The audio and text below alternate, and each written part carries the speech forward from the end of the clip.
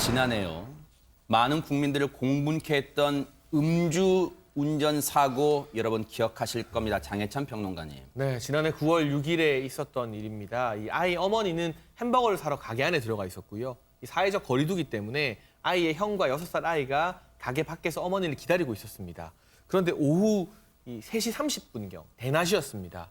이 서울 서대문구에서 혈중 알코올 농도 0.144%인 상태면 만취 상태나 다름이 없습니다. 만취 상태인 운전자가 승용차를 몰아 인도에 있는 가로등을 들이받았고요. 이 가로등이 쓰러지는 과정에서 인근에 서 있던 그 형제 중에 6살 동생을 덮친 겁니다. 아이는 바로 병원으로 옮겨졌지만 끝내 안타깝게 숨지고 말았고 이 숨진 아이 형과 함께 어머니를 기다리다가 이런 참변을 당했는데 왜 대낮부터 이렇게 만취 상태가 되었느냐? 조기 축구 모임을 하고 술을 거나하게 마시고 대리운전을 부리지 않고 운전을 하다가 이 같은 비극을 만들어냈다고 합니다. 낯설 음주운전이요. 한 가정을 저렇게 풍비박산 내버렸습니다.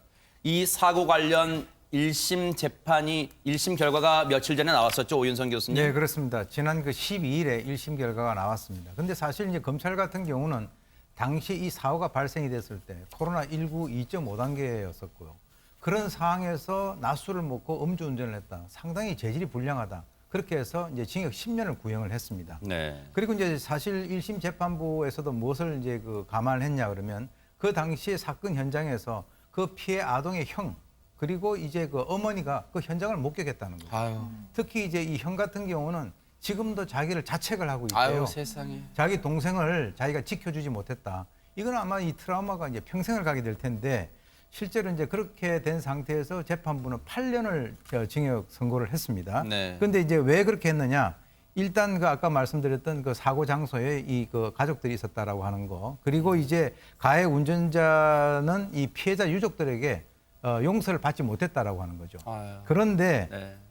거기에다가 이제 또 다른 이유로 이 차량이 자동차 보험에 가입해 있었다. 그리고 이제 반성문을 계속 써서 지속적으로 그 사항에 대해서 음주운전에 대해서 반성을 하고 있다라고 하는 그것을 이유를 들어서 검찰에서 10년을 구형을 했는데 징역 8년을 선고를 했습니다.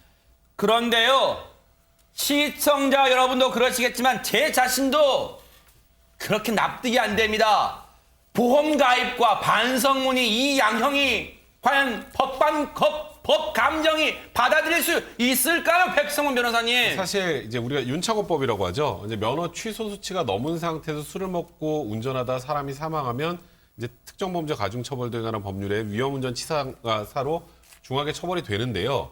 그래서 우리는 앞으로 굉장히 중하게 처벌될 것이다라고 이해를 했습니다만 네. 사실 이 상황만 놓고 보면 양형 기준 자체가 그렇게까지 상향이 되지 않았다는 걸 일단 알 수 있고 이제 좀 이해가 안 되실 거예요. 왜 보험은 운전하는 사람 보험사는 어디 있어요? 그러니까요. 다 있죠. 네. 근데 왜 보험 가입이 돼 있는 게 왜 감형의 이유가 될까? 원래 이제 이런 누가 다치거나 사망을 하는 사고가 나게 되면 굉장히 중요한 것 중에 하나가 피해자의 금전적인 피해 회복입니다. 하하. 그런데 돈이 없고 혹은 돈이 있어도 배상을 안 해주더라도 보험이 가입돼 있으면 기본적인 배상이 이루어지잖아요. 보험사를 통해서. 피해 회복이 어느 정도 이루어질 수밖에 없다는 점 때문에 자동차 보험 가입은 다 하고 있지만 이게 감형 요소가 되는 거고 합의는 하지 못했지만 반성문을 쓴 것, 물론 반성하고 있는지 안 하고 있는지 저희가 정확하게 알 수 없습니다만 그런 것도 일정 부분 참작이 되기 때문에 사실 검찰이 구형한 10년보다 한 2년 정도 낮춰서 8년을 선고한 건데 유족 입장에서는 지금 조금 전에 말씀하셨던 것처럼 아니 이런 이유로 감형이 된다고? 이게 무슨 피해자를 위한 법이야, 이건 가해자를 위한 법이지 이렇게 하면서 절규했다고 합니다. 재판부도 나름 근거를 가지고 선고를 했겠습니다만 이 피해자 가족들은 2번 억장이 무너졌을 것 같아요. 그런데 앞서 말씀드렸지만 사고 현장에서 바로 눈앞에서 동생의 죽음을 지켜볼 수밖에 없던 9살 형은요. 지금 얼마나 속이 새까맣게 타들어갈까요? 그런데 그 형조차도 이번 1심 결과를 받아들이기가 어렵답니다. 관련 얘기 들어보시고 이어가 보도록 하겠습니다. 오늘 그 판사님이 요거 몇 년 나오는지 이렇게 해서 알려주시는 날이야 이제 하면서 그래서 이제 그렇게 얘기를 했는데 어떻게 나와서 이제 물어보더라고요. 어땠을 것 같아? 이제 그걸 물어봤거든요. 30년 정도 이렇게 더라고요. 8년 정도밖에 안 나왔어. 그랬더니 잠깐만 그러면은 내가 고등학생인데 이제 그러더라고요. 나도 그때는 힘이 아직 없을 때인데 막 그러더라고요. 이제 바로 옆에서 봤던 거잖아요. 그 첫째 아이는. 자기 혼자 피했다는 거에 되게 미안해하고 있거든요. 자책하지 말라고 해서 잘못이 아니다. 이렇게 해서 얘기해주고 했는데 그래도 이제 자기는 미안함이 약간 좀 그게 있나 봐요, 마음에. 그러면 이제 엄마 울거나 그러면은 이제 달려가서 이렇게 뭐 괜찮아 괜찮아 하면서 이제 엄마 괜찮아 이렇게 하면서 막 그 본인이 이렇게 또 하더라고요. 또 그래서 세상에요. 9살 아이가 엄마가 울거나 힘들어하면 달려가서 엄마를 끌어안고 오히려 달래고 위로한답니다. 유인경 평론가님 세상에. 그러니까 지난 여름까지만 해도 동생이랑 장난을 쳤을 거고 엄마가 사온 햄버거를 맛있게 먹었을 그 9살 아이는 지금 가족과 함께 매일 동생이 추모공원을 가고 있다고 합니다. 세상에. 아유. 말씀하셨지만 부모님이 슬퍼할까 봐 오히려 눈치를 보고 있고 또 엄마랑 온 가족이 다 심리 치료를 받고 있다고는 해요. 그러나 아버지 말씀으로는 아이가 아까 죄책감, 왜 내가 피한 것처럼 느껴지잖아요. 네. 살아남은 자의 슬픔을 경험하고 있는 것 같은데 네. 그래도 첫째 아이를 생각해서 좀 다잡는다라고 얘기를 하셨지만 아까 뭐 보험금이 돼 있다. 그런데 보험금으로 이 가족의 상처, 트라우마가 치료될지 알 수도 없고요. 이 가족이 형이 너무 짧다라고 얘기하는 건 30년, 40년을 느려도 그 아이는 살아오지 못하지만 다시는 이런 음주운전이 없어야 되겠다는 생각에 엄격한 처벌을 내려달라는 얘기인 것 같고요. 어쨌든 이 가족에게 평화가 찾아오기를 기원합니다. 이 아버지께서 저희 제작진에게 들려주신 내용을 보니까 참 너무너무 저희들도 억장이 무너집니다. 지금 9살 이 첫째 아이가요. 지금 불안도가 굉장히 높답니다. 사고 트라우마겠죠. 그리고 아빠, 엄마가 슬퍼하는 것에 대해서 굉장히 눈치를 많이 본대요. 세상에 얼마나 짠합니까, 세상에. 이 아이가 무슨 죄예요. 그리고 이 아이의 엄마가요. 겉으로는 지금 다시 일어서고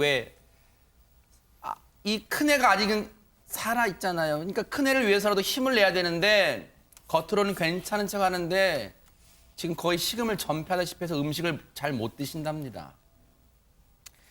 그리고 저희한테 얘기를 들려주신 아버지분도요. 아버지께서도 본인도 정말 안 좋은 쪽으로 생각이 많이 들지만 가족을 생각해서 다시금 마음을 고쳐 먹는데요.